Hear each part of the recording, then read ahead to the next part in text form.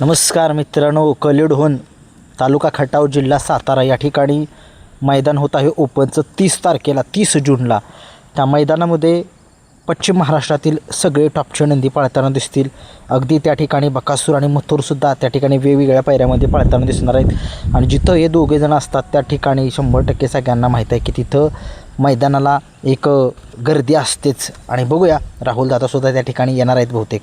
सुरुवात करूया। एक 11 ते 12 पैरे आहेत। कोणासोबत कोण पळतील अंदाजित पैरे आहेत। फिक्स पैरे उद्या किंवा परवा दिवशी, उद्याच किंवा परवा दिवशी मी सगळे सांगेन। फिक्स पैरे अंदाजित पैरे सांगतोय, बघूया कोण कोणासोबत पळायला पाहिजे।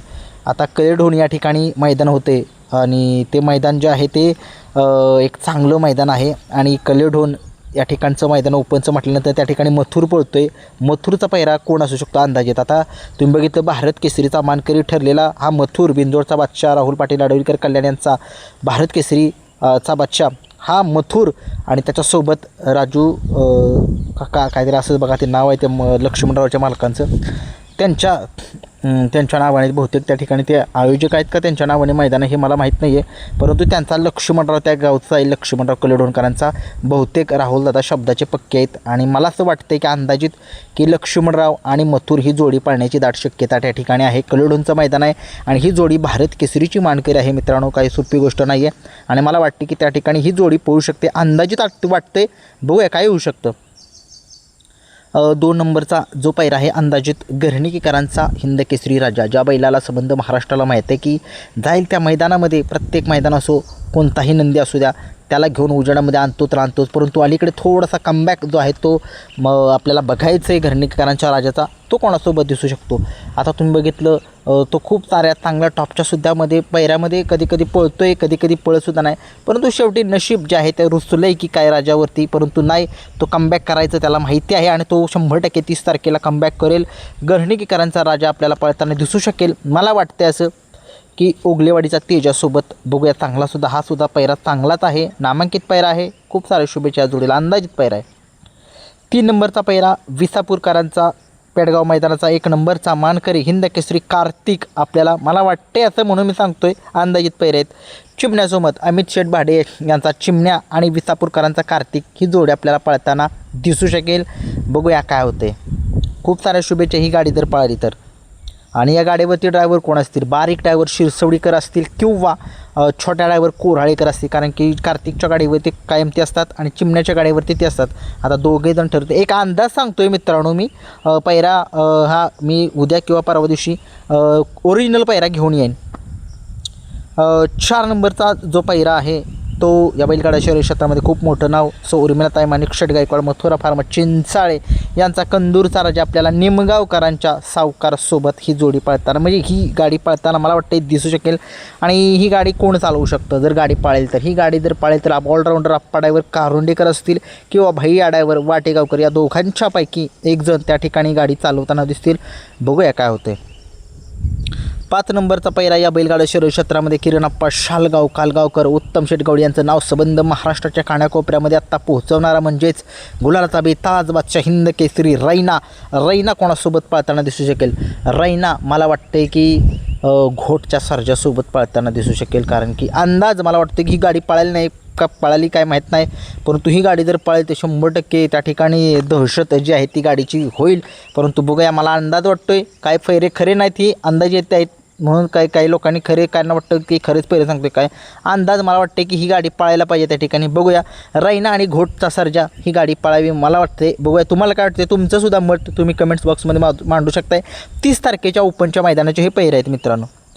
6 नंबरचा पैरा या बैलगाडा शहरी क्षेत्रामध्ये एक मोठं नाव MM नाना यांचा पेठचा राजा, तो कोणासोबत दिसू शकतो? तुम्हाला वाटते मल्हारसोबत दिसू शकेल। समाजसेवक संतोष तोडकर ठाणे विटावा यांचा मल्हार 11-11 आणि MM नानांचा पेठचा राजा ही गाडी पळताना दिसू शकेल, बघूया।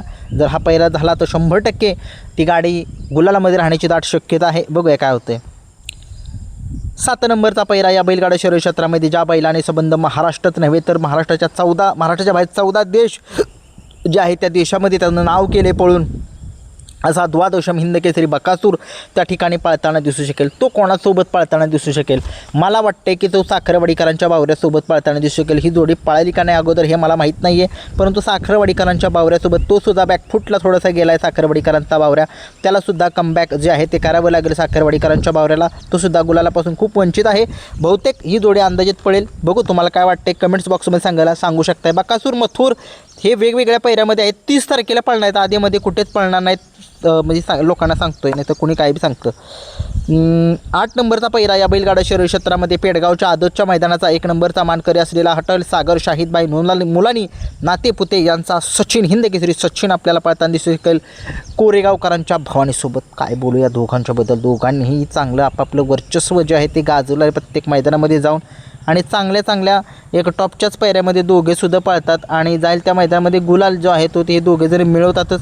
आणि बघूया हा जो आहे तो सचिन आणि भवानी कशा पद्धतीनं त्या ठिकाणी कामगिरी करतील याच्याकडे सगळ्या महाराष्ट्राचं लक्ष लागलेलं आहे. दोघेही गुलालाचे बेताज बादशाह आहेत.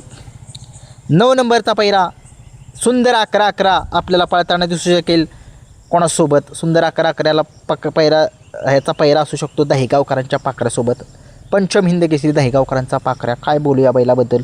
जाईल त्या मैदानामध्ये गुलाल असतो आणि मालकाचं नाव संबंध महाराष्ट्राच्या कानाकोपऱ्यामध्ये पोहोचवणार असा हा दहेगावकरांचा पाखऱ्या. कुठेही कितीही कोणीही टॉपच्या पैऱ्यामध्ये असू द्या त्या ठिकाणी हा लढत देतो. त्याच्या अंगावरती जर गाडी असेल तर 100% तो गाडी कसली ओरट्या करतो सगळ्या महाराष्ट्राला माहीत आहे.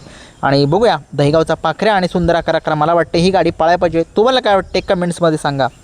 10 नंबरचा पैरा वेगाचा शेवट सर्जा पंचम हिंद केसरी पैलवान अभिजित भैया पवार यांचं काळीज वेगाचा शेवट सर्जा. मला असं वाटतंय की तो आता खूप दिवसानंतरनं मैदानामध्ये येतोय. तो मला वाटते की तेजासोबत पळावा विठ्ठलनानांच्या. माझी खूप इच्छा आहे, बघूया ही इच्छा माझी पूर्ण होते का. विठ्ठलनांचा तेजासुद्धा जाईल त्या मैदानामध्ये गुलाल हा मिळवतोच आणि जाईल त्या मैदानामध्ये चांगलीच कामगिरी करतो आणि ह्या गाडीवरती विठ्ठलनानाच पाहिजेत. बघूया काय होते.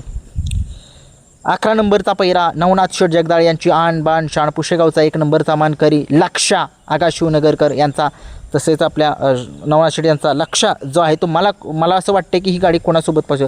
मला असं वाटते की हा लक्षा जो आहे तो मायनी घाणवटकरांचा जो सम्राट आहे, जो एम एम नानांच्या राजासोबत ही गाडी पाळली होती, तो त्या सम्राटसोबत ही गाडी पाळावी असं मला वाटते. बघूया काय होते. हे एक माझ्या अंदाजानुसार 11 पैरे आहेत. अजून एक पैरा सांगतो. मला वाटते की सातारा एक्सप्रेस बालमा त्या ठिकाणी चांगलं वर्चस्व गाजेल. 12 नंबरचा पैरा तो आहे. तो कोणासोबत पळताना दिसू शकेल? मला असं वाटतं की तो जरा धामणेरच्या स्वराजसोबत पळावा. तो सुद्धा धामणेरचा स्वराज थोडासा बॅकफुटला गेला आहे, त्यालासुद्धा कमबॅक करावं असं मला वाटतं त्यांनासुद्धा. बघूया धामणेरकरांचा स्वराज 855 आणि आपला सातारा एक्सप्रेस बालमा ही जोडी पळावी असं मला वाटते. अंदाजित पैरे आहेत सगळे मित्रांनो. ही 12चे 12 फिक्स नाहीत पैरे, अंदाजित आहेत. बघूया फिक्स पैरे मी तुम्हाला उद्या संध्याकाळी सांगेन व्हिडिओच्या माझ्या माध्यमातून. धन्यवाद.